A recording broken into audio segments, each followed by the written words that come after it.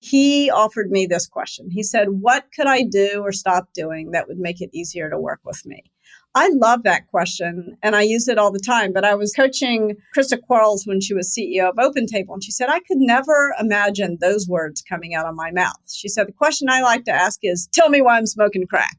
So that works too. Hey, everybody. Welcome to the show.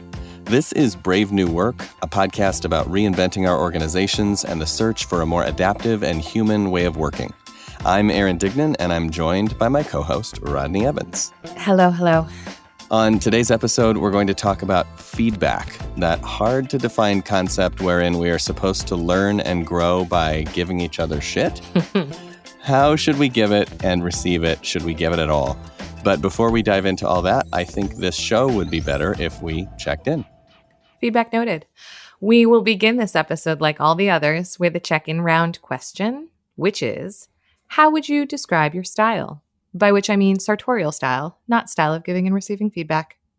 Fair enough. For anyone that's ever seen me in a public event, you know the answer is I wear all black, the occasional white shirt or gray, but it's going to be monotone. It's going to be grayscale. My usual explanation for that, the sort of high-minded version, is it reduces my decision fatigue and allows me to live this amazing creative lifestyle. The actual answer is that I just kind of suck at getting dressed and I can do it in the dark. So that's real talk on my style. What about you? I have given you a lot of shit for all of your black clothing in my life, to which you once retorted that at least you don't dress like a Muppet, which is how I dress in all patterns all the time, which makes it very difficult to get dressed because there are no solid fabrics in my closet. So I describe my style as vibrant, and also I'll know it when I see it because there's nothing consistent about any aspect of it. It begs the question of what we look like when we go out in public together, but I feel like you sometimes hold back now with me. You dial it down at one click if you know we're going to be like on stage together or something. Well, yeah, I mean, I don't want to outshine you so drastically. I don't want you to just disappear into the curtain. Fair enough. Okay, so today's topic is feedback, and we all know what it is, but do we? What is it? Why do we do it? Just get us grounded in the topic of feedback. Feedback is any information that we get from outside sources. That can include things like someone rating and reviewing your podcast, or body language that someone is conveying during an interaction or a meeting, or a written performance review, or any other manner of input that you are getting from a source outside of yourself. That's how I think about feedback, as being really that broad of a spectrum of data. I think that makes sense. And when I was looking at some of the early work that informs our space, like early writing on sociocracy and the like, they kind of go right to the feedback loops in nature. Like you do a thing, you try a thing, you poke the bear, what happens? You know, he bites you, he doesn't. So just the closed loop of learning that can go on, right? But that's not exactly what the feedback experience is for most companies, for most people. No, it is not. So given that you kind of come from that world in your distant past, what is feedback 1.0? Like, what is feedback for 90% of people out there inside a corporate system?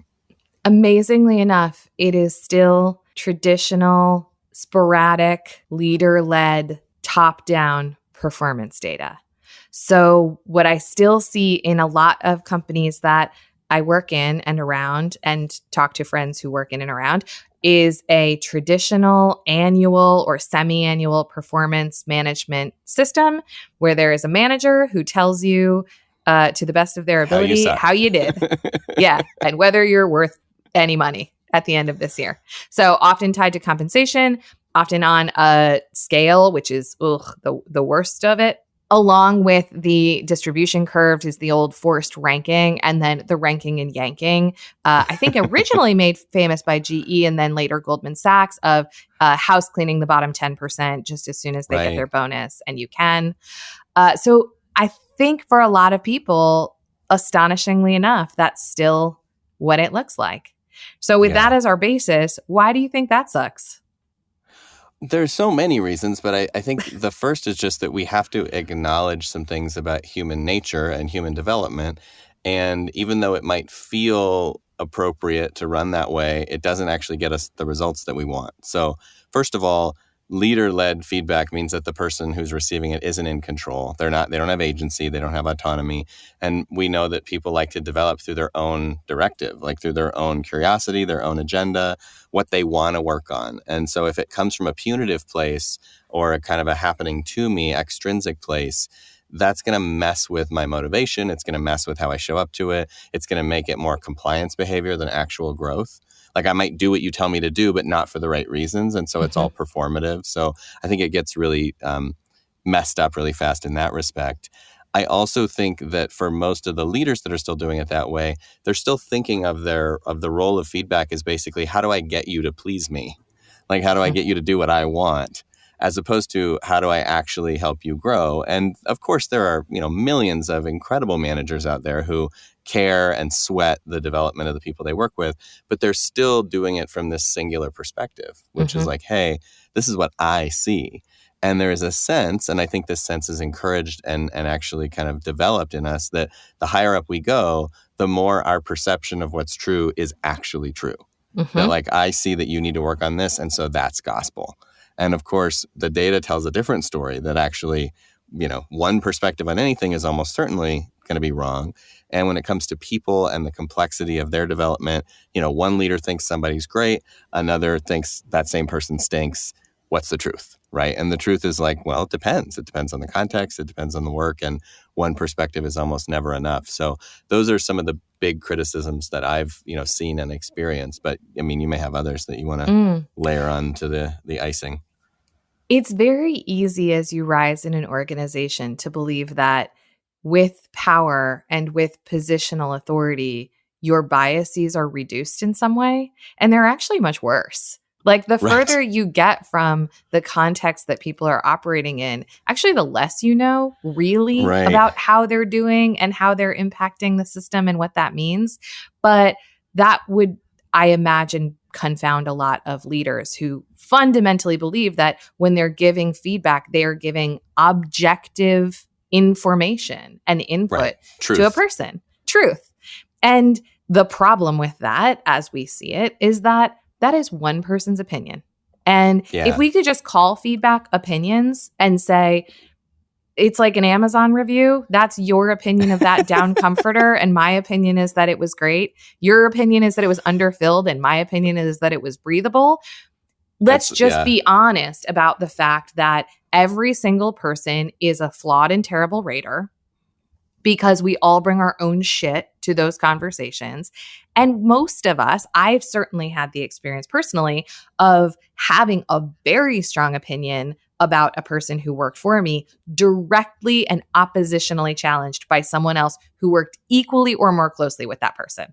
Where I've been like, this fucking guy, we got to fire this guy. And somebody else is like, I think he's the best member of your team, to include you. And I'm like, oh, good news. Thank you for letting me know that. I remember when I was doing more kind of traditional or top-down reviewing, I almost had to rely on a few key people that were like the horse whisperers to me, that would be like, oh, well, here's what's actually going on with that person. Right. Here's what you need to like nurture. Here's what you need to say. Like, I knew enough about the fact that I was like too disconnected to not just go for it on gut, because I just learned like things would backfire. Feedback would not be well received, or I'd be perceived as someone that was not in touch, because I wasn't. Because I'm the type of person that's like heads down on a project all the time, whatever my latest shit is.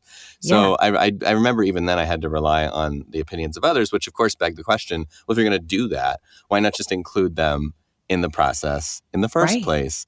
Which I think is a nice tee up to the second generation of feedback, feedback 2.0, let's call it, which is the more woke feedback that maybe most of our listeners are used to thinking about, right? Yeah. And so that is this idea of it's 360, it's multiple perspectives.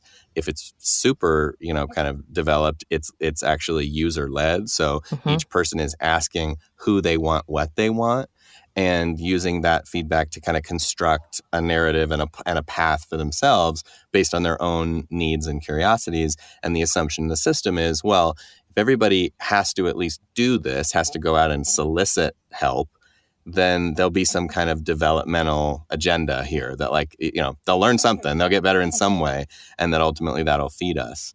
So what would you add to that? How would you kind of characterize the second wave of feedback that most of us are living in? So I certainly think it's better than wave one. And for the wave oneers listening, let's try to move toward wave two. Check it out. Anytime you're doing something that is psychologically risky, giving people agency to control their own experience is a really good move. So user-led feedback to me is really important because at a minimum, even if you're about to call something that I believe to be true about myself fully into question, at least I asked for it.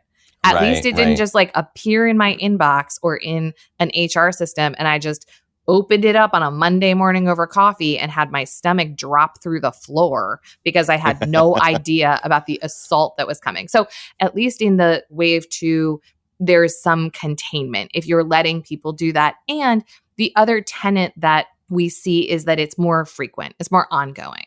So you're seeing more tools and more software that support at a minimum quarterly, but at a maximum event-triggered feedback or daily feedback. And you're getting data both from the individual and from those around the individual. And that in and of itself is a good disruption to the pattern of let's sit down for 1 hour, one time each year and ruin your life. And then you can take the Christmas holiday to put your ego back together.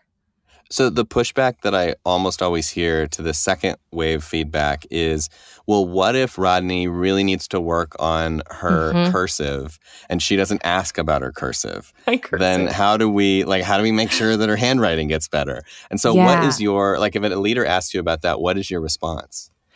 My response is there's nothing wrong with giving people information as long as you are clear that it is your opinion and as long as you ask for their consent. So you just showing up and saying your handwriting looks like that of a serial killer, it might not go super well because we have to look at what the processes are underneath that, right? It's not just that Rodney's not open to feedback or Rodney has a blind spot or whatever.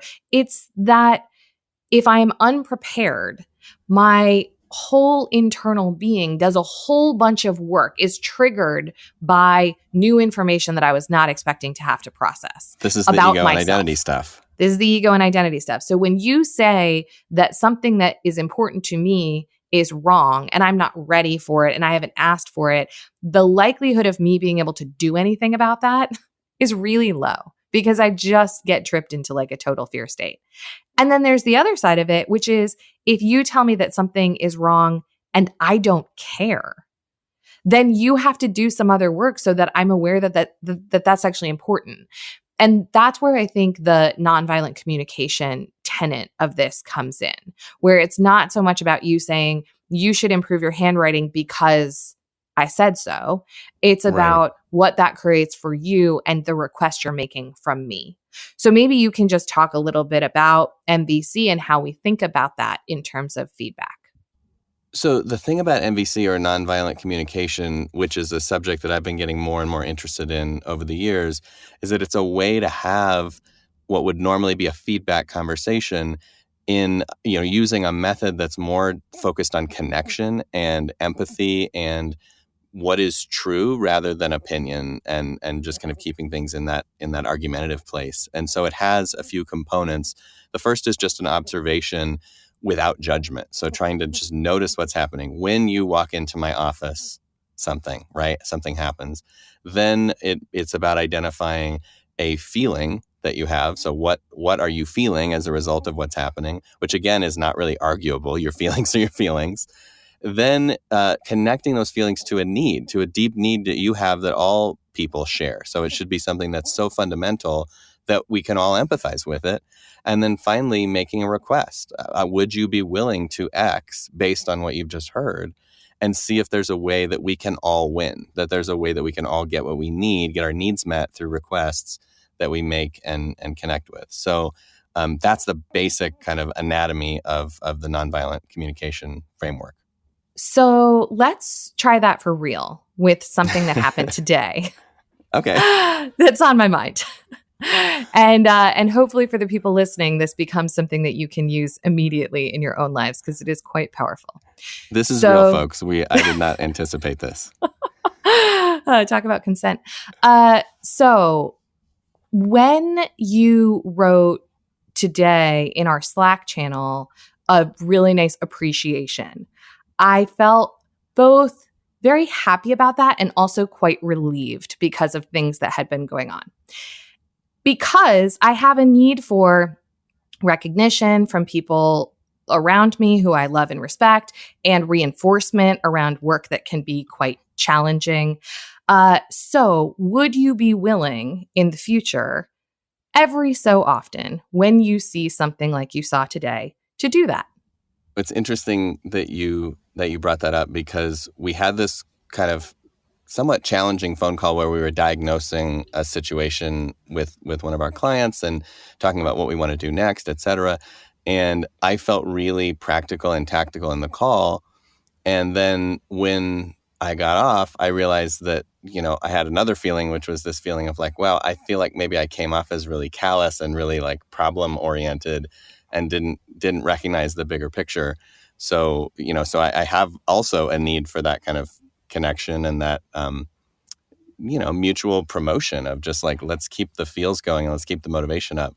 And so I tried that, and honestly, it felt like too little, too late to me in some ways. So I'm glad that it was well received, and my goal is to do it in the future and to do it live when possible. Yeah. Yeah. So we did it. Ta-da! So how did it feel to do that as the receiver? Well, obviously, when you use the steps, I think it can feel sometimes overly structured, but I've settled into that, so that didn't bother me. What I did feel is a little bit of anticipation of like, what's it going to be?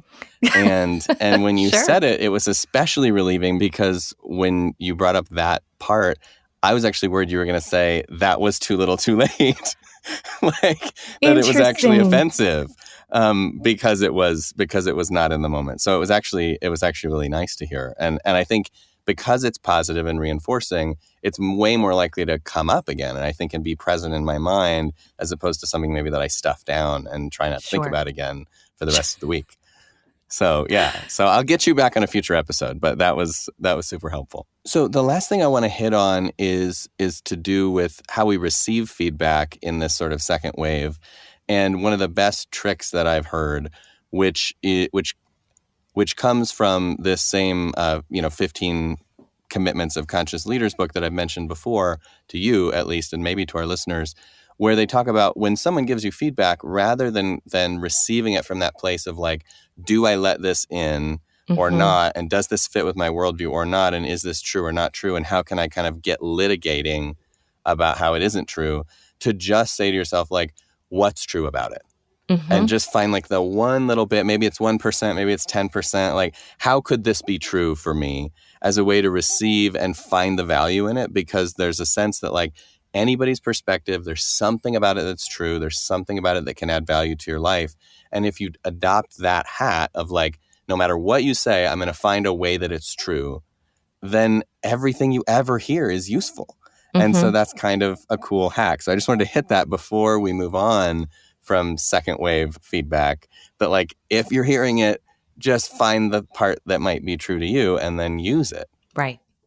So there are ideas about a wave of feedback or lack thereof that will overtake the current sort of woke state that we just described, where we're making requests and we're doing it with frequency and we're empowered to do so. So let's talk a little bit about those rumblings and what we think might be coming.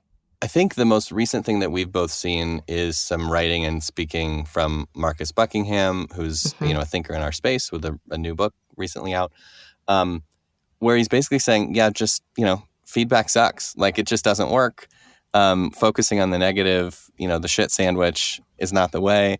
And even if you do it in the most kind of developmental, humanist way possible, focusing on people's strengths and encouraging those, and really just letting everything else go and letting people self-direct on their own development journey is better.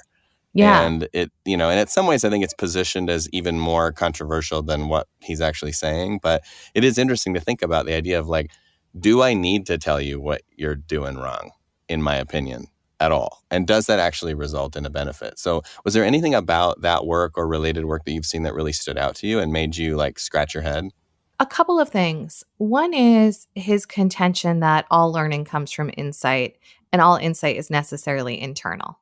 So while we can use external information to gather insight, if we don't create something from that, it's just information, right? It has to sort of go through the machine from information to knowledge to wisdom to insight. And if it just stops at information, it's not that useful in our learning.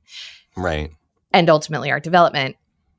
The other thing that I got to hear him talk about very recently is just the idea that we should focus on what you do better than anyone else does.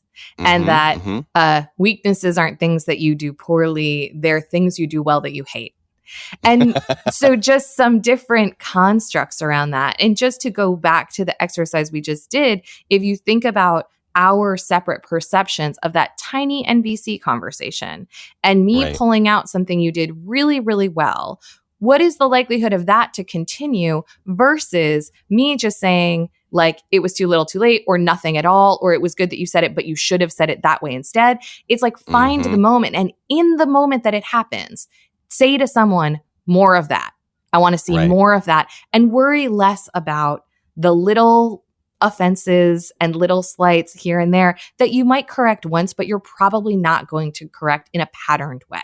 I'm the first person to not be a behaviorist or a determinist, but it's making me think of the way that we're being counseled to train our new puppy, which was not present in my mind when I was training, other dogs that I've owned and cared for, which is like, as much as it might feel good to yell at the dog when he makes a mistake or rub his nose in it or withhold or whatever you're going to do, none of that works for shit. Like all that works is catch them in the act of doing great things and be like, good boy, here's a treat. And so obviously people are infinitely more complex than that and richer and more dynamic. But there is something to the fact that like, even for a very simple mammal, the negative shit doesn't work. And in our case, probably compounded, right? Like, because there's so many different ways that we can wiggle out of that and have it not connect. So it's incredibly powerful to me. And I think it's hard to just focus on catching greatness in the moment and acknowledging it because it feels like unnecessary work. Because you're like, I'm already happy with this shit. So why would I, like, it's extra work for me to notice it and acknowledge it and everything's fine. And we usually keep our heads down when everything's fine. But there's also an important emotional component. I used to do feedback kind of training, like really how to give it and receive it, which had some fairly good tips, though it's not a thing that I would do now.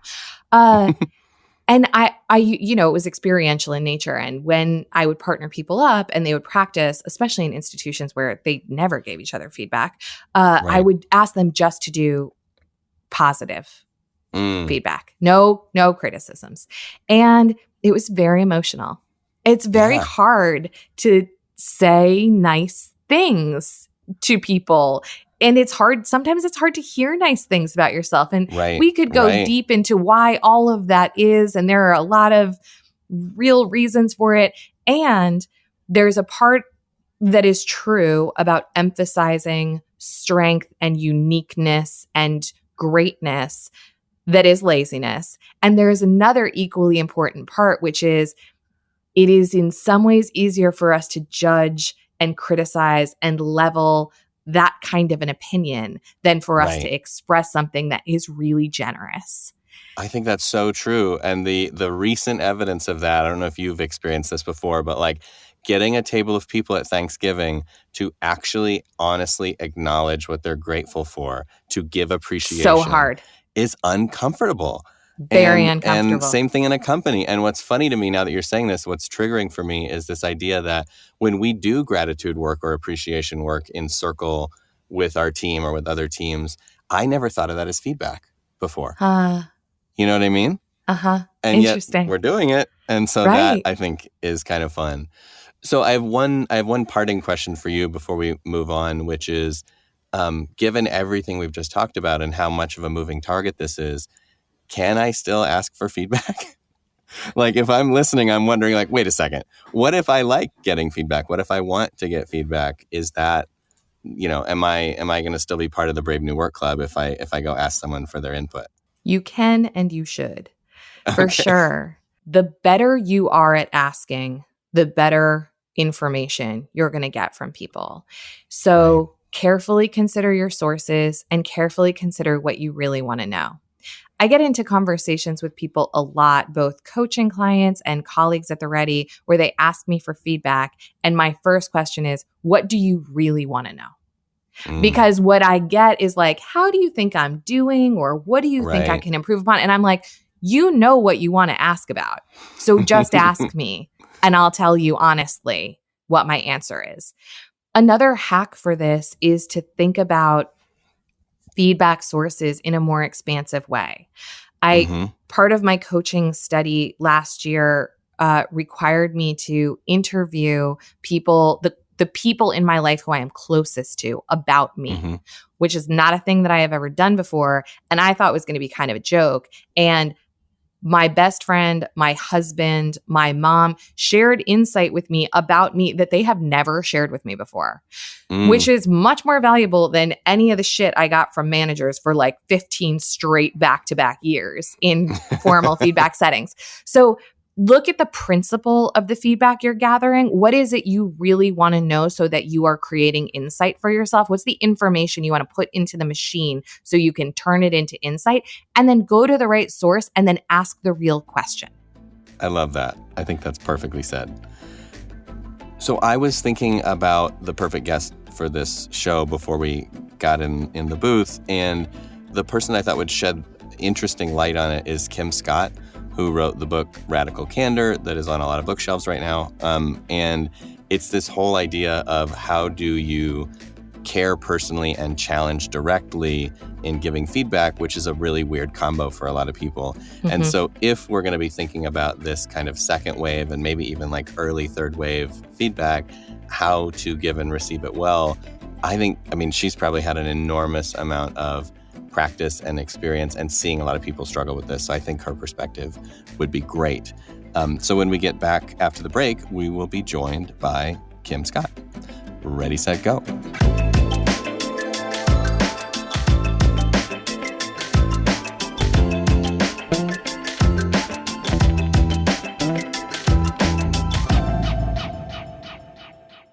Hey, everybody. We're back with Kim Scott, author of Radical Candor. Kim, welcome to the show. It's great to be here. Thanks for having me. So for those that haven't had the chance to read your book, can you just give us the lay of the land on the basic concept of Radical Candor and how you came to it? Sure. So the idea of Radical Candor, the subtitle is Be a Kick-Ass Boss Without Losing Your Humanity. and the idea is that for most of human history, we accomplished our great collaborative feats through terrible brutality, like slavery, which was terrible. Then the Industrial Revolution came along, and we replaced brutality with bureaucracy, which was frankly a giant step in the right direction, but still not exactly inspiring. Nobody loves bureaucracy. And the idea of Radical Candor is that in today's economy, in order to get things done as a leader, you really need to build a specific kind of relationship with each of your employees. And that relationship I describe as radical candor. And the idea of the relationship is that it's different. It's not a friendship. It's not family. It better not be a romance. And so what kind of relationship is it? It's a relationship in which the core things that you have to do are care personally and challenge directly. And that sounds pretty simple, right? Who doesn't challenge directly? Who doesn't care personally? So one of the things that I've done to explain radical candor is to explain what it's not. And so when you challenge directly, but you forget to show you care personally, that is obnoxious aggression. Right. Some people call that the asshole quadrant, but I beg people, don't do that, because then they use the idea to start writing names in boxes. And really radical candor is like a compass to guide your conversations and your relationships to a better place.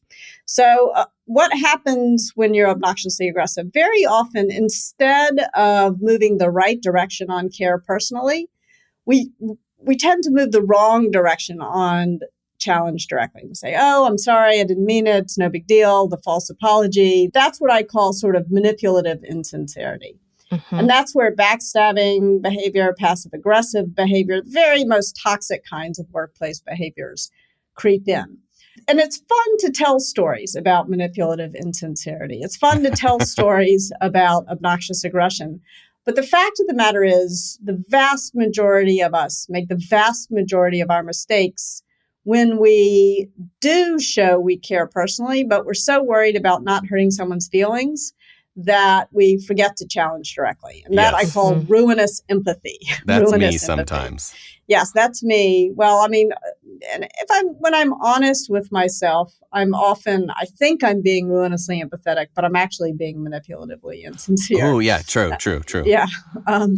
And so that's what radical candor is. And the part of the book that has gotten kind of the most play is the part of the book about feedback, which is mostly what we're going to talk about today. But these ideas can also be applied to how you think about building a team and how you think about getting stuff done. Because in the end, you have sort of three responsibilities as a manager. You have to create a culture of feedback.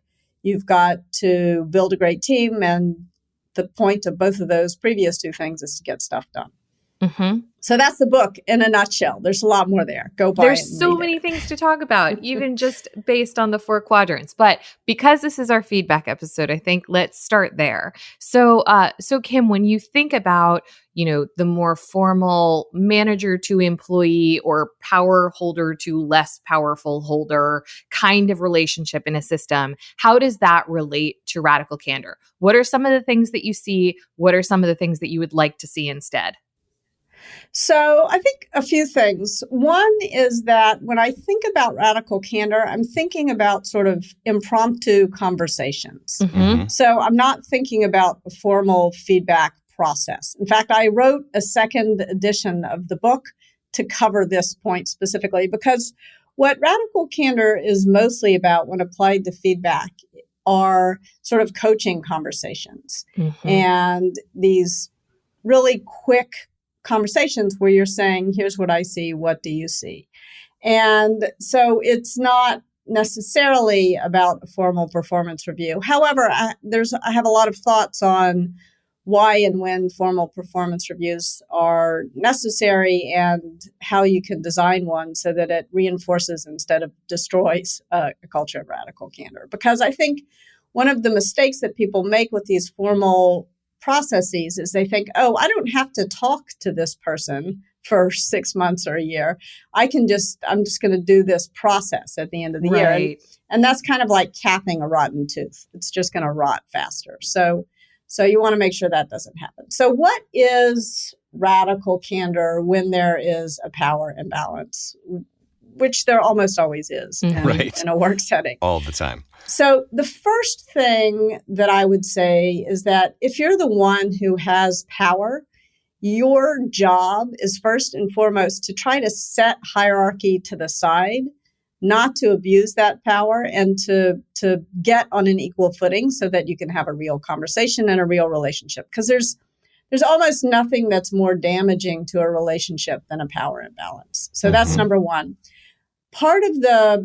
One of the biggest mistakes that people make about radical candor, in addition to confusing it with obnoxious aggression, but another mistake that people make about radical candor is that they think it's all about the boss giving the employee critical feedback, and that's not the case. Yeah, one direction. And so here's the radical candor order of operations, and this is true whether you're the boss, the employee, or a peer. Up, down, and sideways. I hate hierarchical language, but I don't know how else to describe these phenomena, which are real. So the first thing you need to do is solicit feedback. Don't dish it out before you prove you can take it. If you view feedback as a gift, solicit it first and lead by example. Yeah, go ask for the gift before you cram that gift down someone else's throat. Right. So first of all, solicit feedback. Second of all, focus on the good stuff. Your job, especially if you're the leader, is to paint a picture of what success looks like. And praise is a much better tool for doing that than criticism is. So you want to make sure that you're focusing on the good stuff, offering praise, and very often, helpful hint, if it's something you would say to your dog, it's not very good praise. Very often, I think people tend to treat praise as this kind of BS thing they have to do in order to earn the right to give criticism, and that's not a good way to look at it. Yeah, like the pat on the head is not that helpful. Yeah, good job. Like that doesn't tell you anything. Totally unspecific. It's so interesting to hear you say that too, because I think for most people, when they pick up the book and wave it around, are probably thinking about getting to the stuff they want to criticize, right? Like this is my ticket to like really telling the truth, as opposed to really, honoring what's going well. Yes, if you write a book about feedback, you're going to get a lot of it. And I got some about this book. And some of the most common feedback that I got was that people tend to mistake radical candor as they tend to use it as an excuse to act like a garden variety jerk. So one time I was sitting in a meeting with a company where I was working, and this guy walked in and he said, "In the spirit of radical candor," and then he proceeded to be an asshole. Yeah. And I was like, that's not really the spirit of radical candor. That's the spirit of obnoxious aggression. Right. And so part of the reason why I wrote the second edition was to help try to help clear up this confusion. So one of the things I did in the second edition is I offered a new version of the radical candor framework. And in the upper right-hand quadrant, instead of calling it radical candor, I called it compassionate candor, just to sort of drive the point home. Mm-hmm. Right. Sells fewer books, but is more accurate and descriptive. Well, the book is still called Radical Candor. Of course. The title does work. I got some good feedback about the book as well. Of course. So we start with painting a picture of what's good. And then where do we head from there, Kim? So no, that's not even where you start. You start with asking the other person to paint a picture of what's bad. Right. Getting our own gifts. Yes, exactly. So you want to make sure you're focusing on the good stuff. Now, what's next is sharing some criticism. So first is soliciting criticism. Next is giving praise. Next is giving criticism. And when you're offering criticism to someone, and I wrestled a lot, by the way, with using the word criticism or not using the word criticism. Mm-hmm. In the end, I did it because all of these, even the word feedback is kind of a euphemism, which doesn't feel radically candid. So I try to think of it not as feedback, but as guidance. Mm-hmm. And guidance is both praise and criticism. And you're sort of saying, yes, do a little more of this, do a little less of that. So guidance is something we long for. Feedback is screechy and makes us want to put our hands over our ears. So the idea of when you go into a conversation where you know you're going to have to share some information with someone, and maybe it's not information, maybe you're sharing your opinion. The first thing you need to do when you're offering criticism to someone is you want to make sure that you are checking that you're being humble. You could be wrong. You could be wrong about what you're saying. Offering somebody criticism is a gift in one of two ways. It's either a gift because you're right about your opinion, and by telling the person what you see, you give them an opportunity to fix the problem. Or it's a gift because you're wrong in what you're saying, and only by telling the other person what you think do you give them the opportunity to change your opinion. So I think this is why I call it candor and not truth. If I walk in and I say, I'm going to tell you the truth, I'm kind of implying I have a pipeline to God and you don't know shit from Shinola. And that's not a great way to start a conversation. So you want to make sure that you are offering candor, not truth. And to me, the idea of candor implies, here's what I see. I also want to know what you see so that we can get on the same page. So you want to be humble. You also want to state your intention to be helpful. The purpose of offering either praise or criticism really is to either help the person know what to do more of or help the person know what to do less of. It's not to kick them in the shins or prove that you are smarter, better, more powerful, whatever. Your point is to collaborate and to help get to a better outcome. So you want to state your intention to be helpful, and it doesn't take long. Just sort of, I know this project is important to you. I think what I'm going to say can help it be more successful. Whatever. You want to make sure that you take just a second to state your intention. You also want to make sure that you offer this as quickly as possible. Feedback has a short half-life. Mm-hmm. So you don't want to wait. The longer you wait, the more it kind of bounces around in your mind, the more you have to remind the person of the context. The longer you wait, the harder it is, the more time it takes, and the less useful it is. So offer it right away. Right away. You want to do it whenever possible in person. Something like 90% of communication is nonverbal. And so you really want to make sure that you're understanding how what you're saying is landing for the other person. So if at all possible, I know a lot of people work remotely, but if at all possible, have these conversations in person. If you cannot do it in person because you're in different cities or something, at least do it over video. And if for some reason you can't do it over video, do it over the telephone. So it's a synchronous conversation. So you can hear the tone of the person's voice. Don't send an email. Don't just put it down in a tool and never have a conversation. I can't use Slack emojis to express my feedback to colleagues? Slack is wonderful for many things. It is a shitty tool for feedback. Right. And, frankly, I also recently, somebody read Radical Candor and then talked about sort of code comments. So in general, there are things you need to be able to put in writing, corrections, you need to correct someone's errors. But if you're giving someone feedback, and there's a difference between correcting an error or a debate and giving a person feedback. But if you're giving a person feedback, if you're giving a person criticism or praise, much better to do it in person. You also want to offer praise in public, criticism in private. If you criticize someone in public, you usually kind of invoke their lizard brain, their fight or flight response. And when someone's in that frame of mind, they literally cannot hear you. So you were just wasting your breath. You're just wasting your breath. And last but not least, and then I promise I'll stop talking. You want to make sure that you are offering feedback that is specific and that helps someone improve. You don't want to offer somebody feedback about fundamental personality attributes. Right. So using situation, behavior, impact, or something like that can help you make sure you're being specific enough. So, Kim, I'm curious to go back to the step that you talked about of declaring your intent or making that clear.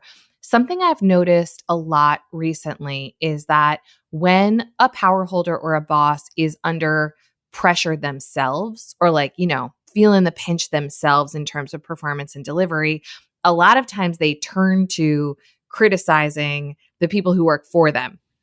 And I've seen this happen again and again where, when I meet someone, they tell me about their team of all-stars. And as the pressure increases, suddenly it's like, here's why this person and this person and this person aren't living up to my expectations and they're all idiots and I'm going to have to start over again.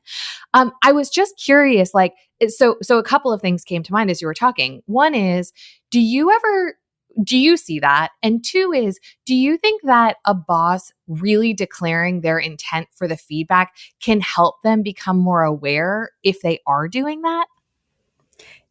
I do think so. I mean, just forcing yourself to stop and say, I'm saying this because I want to help this project get back on track. Yeah. Can be just a small interrupter. I mean, especially if you can be aware of when it seems like you're saying something that might not sound sincere or might not even feel sincere. I mean, sometimes you are giving feedback because you are stressed and you are pissed off and you are trying to kick the person in the shins. My intent is to hurt you. Yeah, my intent is to kick you on the shins because I'm pissed off. And I think that the more you can do as a leader, I mean, and that's I want to have some compassion for the leaders too. You've got a lot of responsibility on your shoulders and that's kind of natural and human. And so if you can forgive yourself for those instincts, you can more likely see them and not make the mistake again. but you can't do right if you don't know when you're doing wrong. And so I think very often stating your intention to be helpful is useful for self-awareness as it is for communication.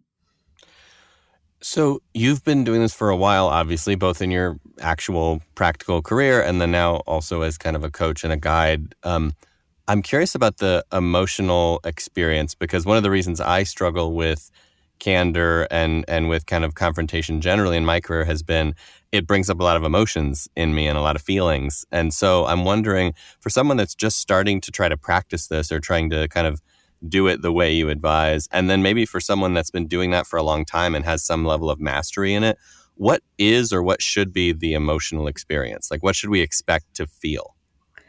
You're going to feel terrible. I hate to say it, but you are going to feel terrible. This is hard.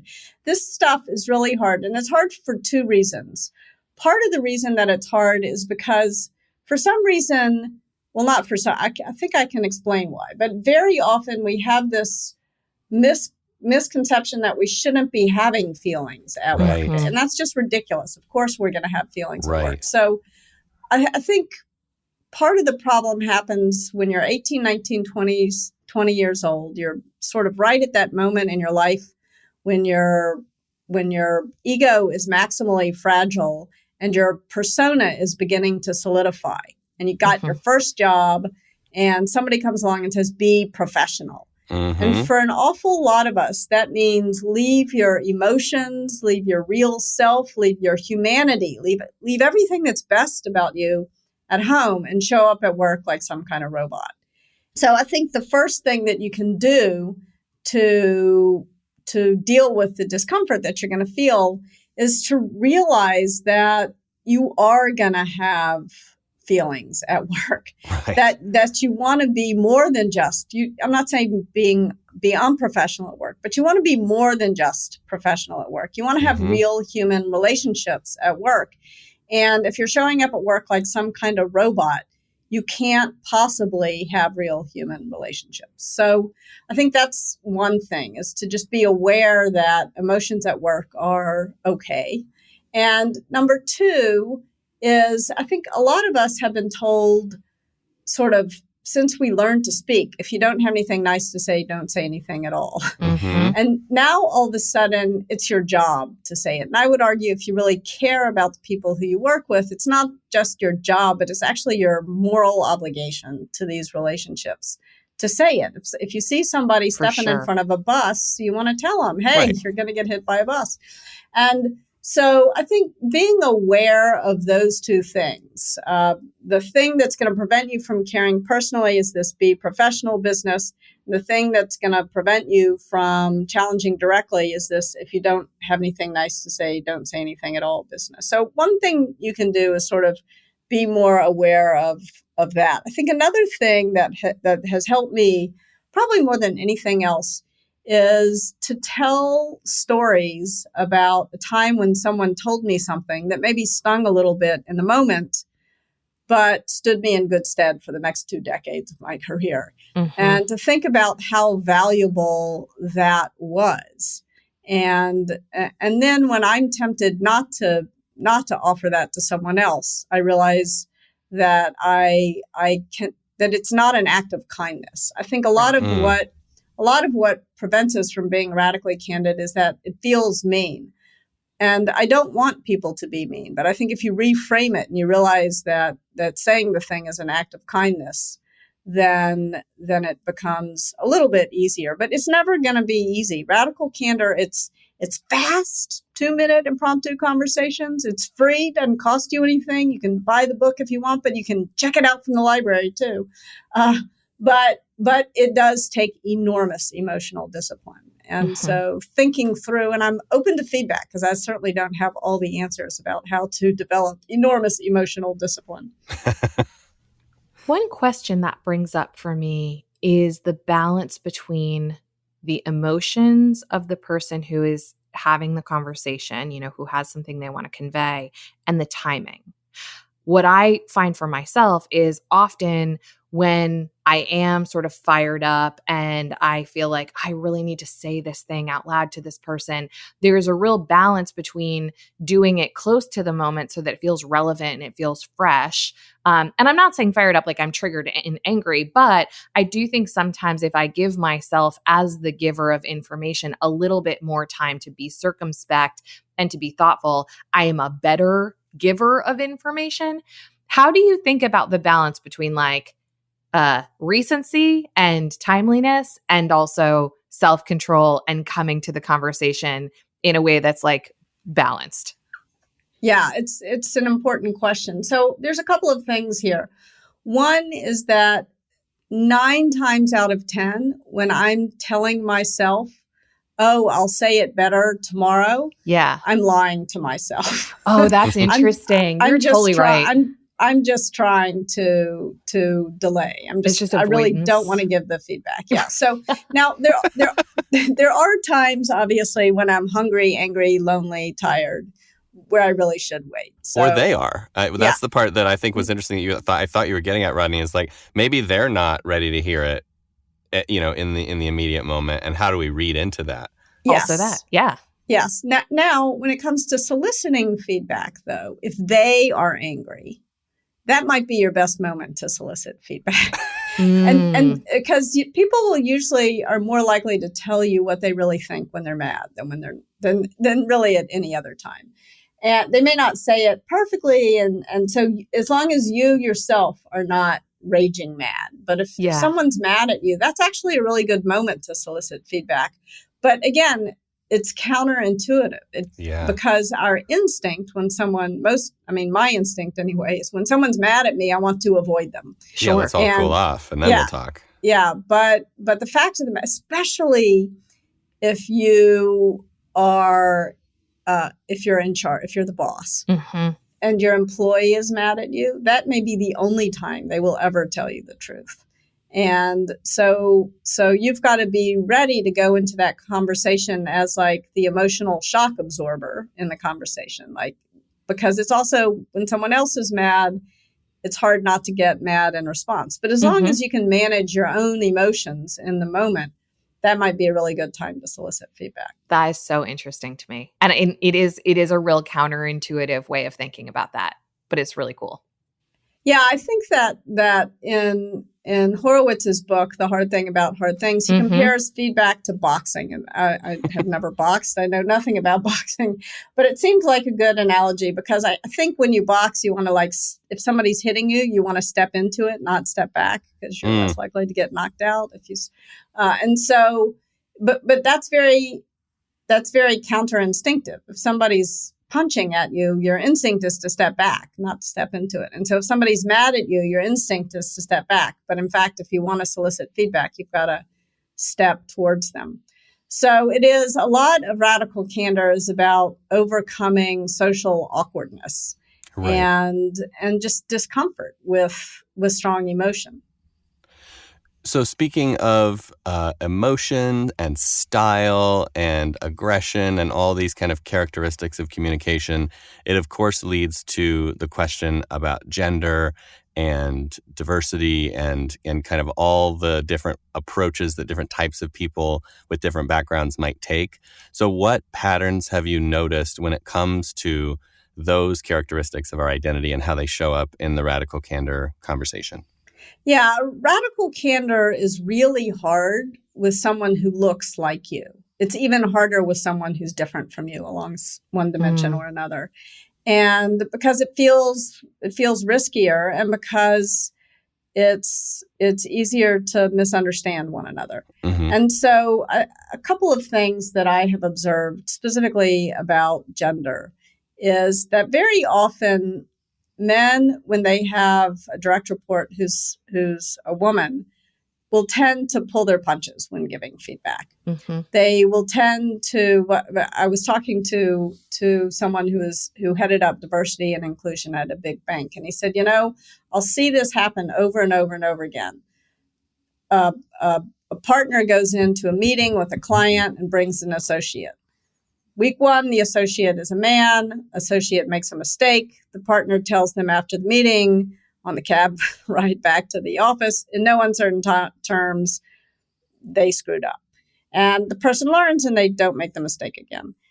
Then the next week, same situation, except this time the analyst is a woman and the partner doesn't say anything. Mm-hmm. Right. And so the woman doesn't, and it's not that the partner is some kind of misogynist jerk trying to kill the careers of the women on his team. It's just that he's been taught since he was a kid to be gentler with women. So I have this advice for that situation, which happens all the time. One is if you're the man in that situation, realize that you owe feedback to everybody on your team, and you owe it to tell them in not in exactly the same way because everybody is different, but you owe it to tell them. You owe it to tell them in the way that they can hear. Mm-hmm. And the other thing I would say is that men cry too. I think very often a man is afraid a woman will cry, but maybe this says more about me than about men, but the men who've worked for me have cried just as much as the women. So men cry too. Right. And finally, you are not water soluble. Like, it's not the end of the world if the other person starts to cry. Right. So it's your job to give the feedback and you want to, when you get emotions, when you get sorrow or anger, when you give feedback, that's your cue to move up on the care personally dimension of radical candor. So it's an opportunity for better communication. So that's one side of the equation. On the other side of the equation, very often a woman, when she is being radically candid, will get unjustly accused of obnoxious aggression. Only it won't be called obnoxious aggression. She'll be called abrasive or bitchy or what's worse. Yeah, cue the Democratic primary. Yeah, Right. Yeah, exactly. And this is painful. This is very painful. And I found, especially when I was early in my career, when I got that kind of sort of feedback, I should have ignored it. But it's hard to ignore feedback that you're not likable. And or that you've been a jerk. And it's very tempting to respond to it by going the wrong direction on the challenge directly dimension of radical candor. And that's a disaster because as bad as obnoxious aggression is, ruinous empathy and manipulative insincerity are even worse. You will fail in your career if you can't challenge directly. And so you've got to take a moment to move up on the care personally dimension. Not tons and tons of time, but take a moment to say, look, I can see you really care about this. I'm trying to be part of the solution, not part of the problem. Whatever it is, however it is that you want to express that you care about the other person. Now, this is also fraught for women because very often at work, you're expected to do all of the emotional labor around the office. You're expected to bake cupcakes for people's birthdays, whatever. You don't have to do that. You don't have to get dragged too high up on the care personally dimension. Virginia Woolf wrote one of my favorite essays about, she called it The Angel in the House. And she was referring to this Victorian poem about how women are so wonderful because they have no wants or needs of their own. They just exist to serve the wants and needs of the men around them. And Virginia Woolf said it is the job of the woman writer to kill the angel in the house. And I think she went a long way toward doing that. But unfortunately, I think she didn't fully. She's kind of a zombie, the angel in the house. And the angel has left the house and entered the office. So don't let yourself get dragged into a situation, get dragged so high up on the care personally dimension that you burn out. You can't do it all. But you do want to take a moment, and you probably do have to take more moments than the men around you to show that you're saying this thing because you care. Does that make sense? That makes so much sense. Yeah. I'm sort of sitting and marinating on interactions. But by the way, the gender in the workplace is the whole topic of my next book. So we could talk all day long about it. Exciting. Yeah. One thing I wanted to just go back to in that, Kim, that I have found really helpful is a couple of people that I have worked with in my career are people that cry when they receive feedback. Yeah. And positive or negative, by the way, just like unopened conversation that is personal in nature, regardless of who is delivering it to them, is a very emotional experience. And in two different instances, I've had those people say to me, I really want to hear what you have to say. This is a reaction I cannot control, and don't worry about it. Like, it's not you. It's not that you're doing something wrong as the person who is delivering this. This is just how I respond. And it was like they gave me permission, because I didn't have to worry that like I was hurting their feelings or I was doing it incorrectly. In both cases, they were like, this is just how I am. And also, don't let it stop you. I'm ready for it. So like, I would just say to the people out there in the world, regardless of what kind of crier you are, male or female or other, maybe like say that to your to your bosses, to your feedback givers, because I found that to be a very helpful sort of working agreement between me and those people that then didn't hinder our ability to talk openly. So important. I also am a crier. I cry a lot. My children hate this about me, but I had a boss who said, you can't cry. And I just had to explain to him, I can't not cry. That is not helpful. Yeah, you can't breathe either. So just take that into consideration. I said, and moreover, when you say that to me, it makes it 10 times more likely that I will cry. Of course.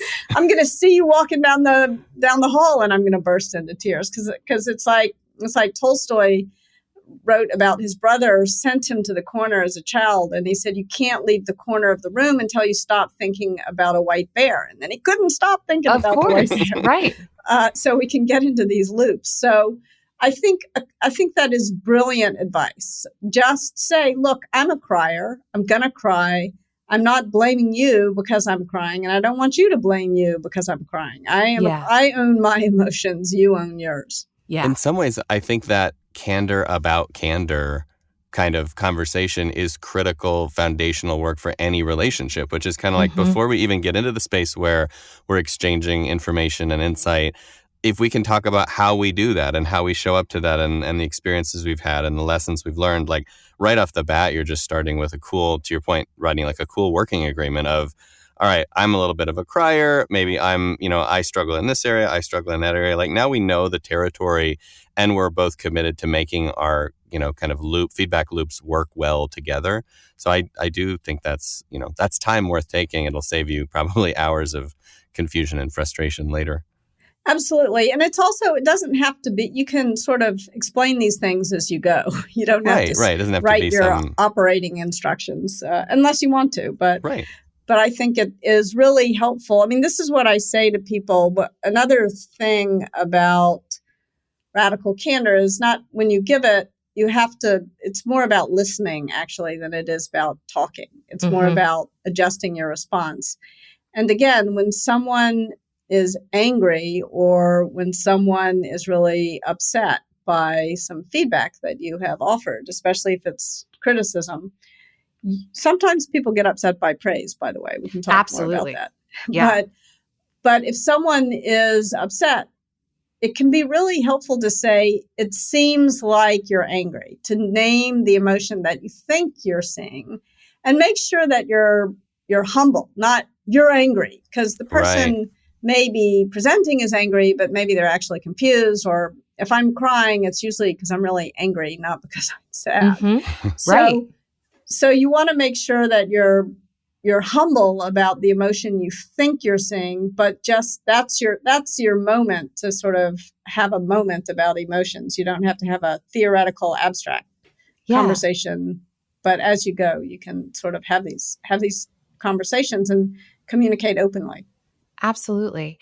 The other thing, just thinking about the example you gave about the banker and the associate, and I've seen that play out so many times in my own career, both as the woman who didn't hear and also as a person who observes those kind of feedback loops. I just feel like there's a real cruelty in omission. And it is a form of lying to not tell someone what's going on. And I have a lot of conversations with people that I coach and interact with, and probably more women than men that fall into this, that just spend a lot of time trying to guess what people who are seemingly kind of inscrutable, but ultimately have a lot of power over them, think and feel. So I just wanted to sort of say that, because as you gave that example, it's like, what it made me think about is often I think in trying to protect people, what we're actually doing is lying to them. And so I just sort of wondered how you thought about that. Yes, I think lying is a strong word, although in many ways it's the right word for this. When you're not telling them something, you're certainly harming them. Even if you don't intend to harm them, you're harming them. And if you're a manager, results matter, not intentions. So you want to make sure that you are helping people, not harming them with the things that you are saying or not saying. And very often our instincts are exactly the opposite of what the reality is. So our instinct is, oh, I'm being nice not to tell the person. But in fact, you're leading the person towards getting fired, which is really not so nice. Not that nice. No, not so nice.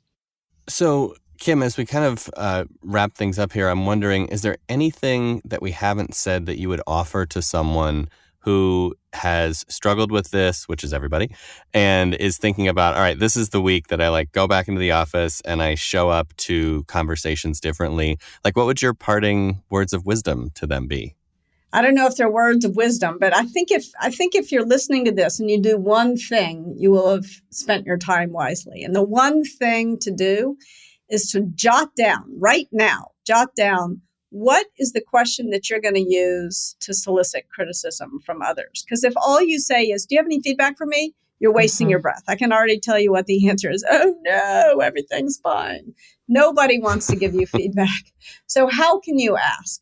My coach when I worked at Google was Fred Kaufman, and he offered me this question. He said, what could I do or stop doing that would make it easier to work with me?